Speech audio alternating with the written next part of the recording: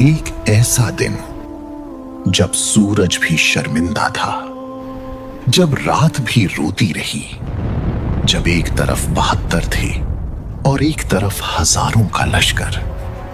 یہ جنگ نہیں تھی، یہ امتحان تھا پوری انسانیت کا، اور اس امتحان میں صرف ایک شخص تھا جو جھکا نہیں۔ اس کا نام تھا حسین ابن علی رضی اللہ عنہ۔ رسول اللہ صلی اللہ علیہ وسلم کے نواسی، حضرت علی رضی اللہ عنہ کے شہزادے، حضرت فاطمہ رضی اللہ عنہا کا لال۔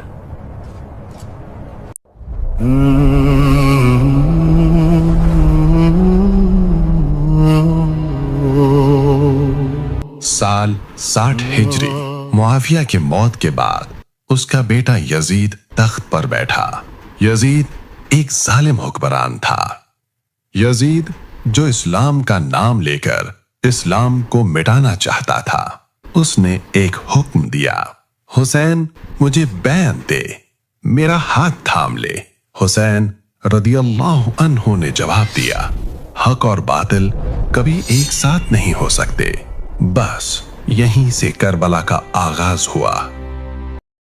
عراق کے شہر کوفہ سے ہزاروں خط آئے۔ ہر خط میں ایک التجا تھی کہ حسین آؤ، ہم تمہارے ساتھ ہیں، حسین تم آؤ، یہاں سب تمہارا انتظار کر رہے ہیں۔ حسین رضی اللہ عنہ اپنے چچا کے بیٹے مسلم ابن عقیل کو پہلے بھیجا حالات جانچنے کے لیے۔ مسلم ابن عقیل کوفہ پہنچے۔ ہزاروں نے ان کا ساتھ دیا، ہزاروں نے وعدہ کیا، مگر جب یزید کا گورنر ابن زیاد کوفہ پہنچا، وہ ہزار ایک ایک کر کے پیچھے ہٹ گئے۔ مسلم ابن عقیل اکیلے رہ گئے اور شہید کر دیے گئے۔ کوفہ نے دھوکہ دیا، مگر حسین کو خبر پہنچی بہت دیر سے۔ حسین رضی اللہ عنہ مکہ میں تھے، حج کا وقت تھا، لاکھوں لوگ کعبے کے پاس جمع تھے، مگر حسین کو پتا چلا یزید کے قاتل حج کے بھیس میں آ رہے ہیں۔ مکہ کی زمین خون سے رنگ دی جائے گی۔ حسین نے حج ادھورا چھوڑا۔ سوچو، نبی صلی اللہ علیہ وسلم کے نواسے نے حج ادھورا چھوڑا کیونکہ خون خانہ کعبہ کی زمین پر نہیں بہہ سکتا۔ 72 سال، کچھ صحابی، کچھ خاندان، بچے بھی، عورتیں بھی، بزرگ بھی، اور چل دیے کوفہ کی طرف، مگر راہ میں حر کی فوج نے راستہ روک لیا۔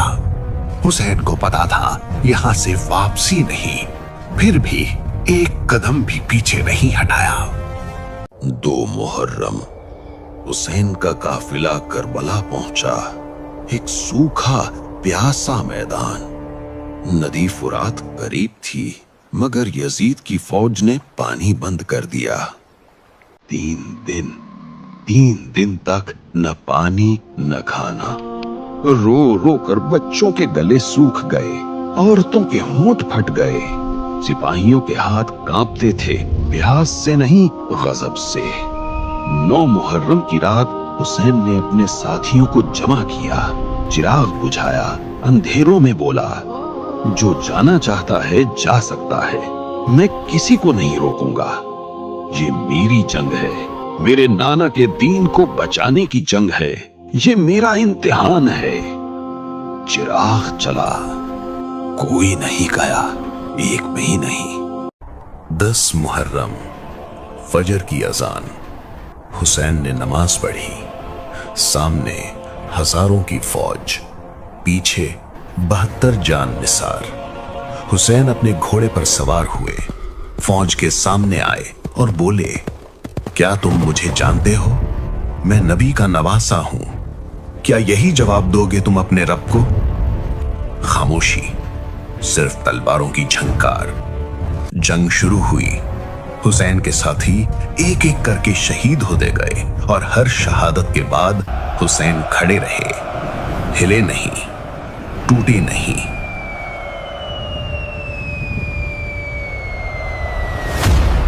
बच्चों की प्यास बढ़ रही थी। हुसैन के भाई अब्बास इब्ने अली खुद आगे बढ़े, नदी फुरात तक पहुंचे, पानी अपनी मुट्ठी में भरा और रुक गए। सोचा, हुसैन और बच्चों ने पानी नहीं पिया, मैं पहले कैसे पी लूं?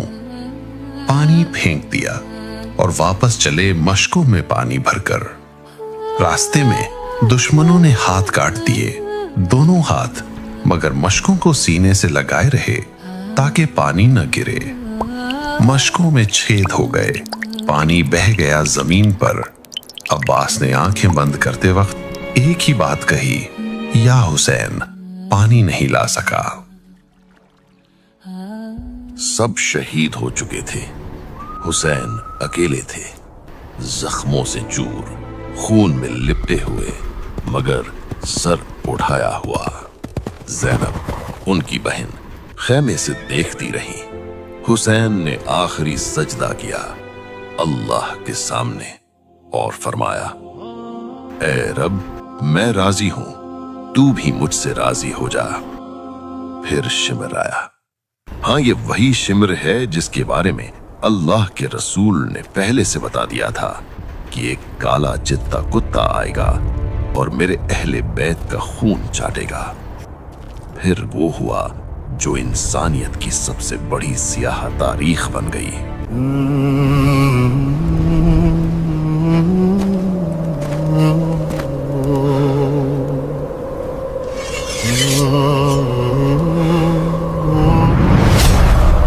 शिम्र ने हुसैन को शहीद कर दिया। चारों तरफ से तीर बरसे, मासूम बच्चों पर तलवारें और नेज़े चलाए गए, औरतों की इज्जत को तार तार कर दिया गया, खैमों को जला दिया गया। करबला की जमीन खामोश हो गई।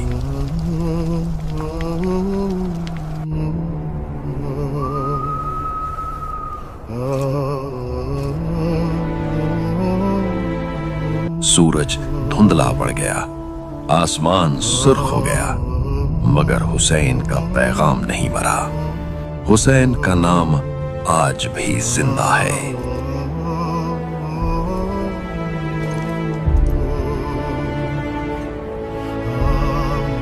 चौदह 100 साल गुजर गए, आज भी यजीद का नाम नफरत से लिया जाता है, हुसैन का नाम मोहब्बत और आंसुओं से।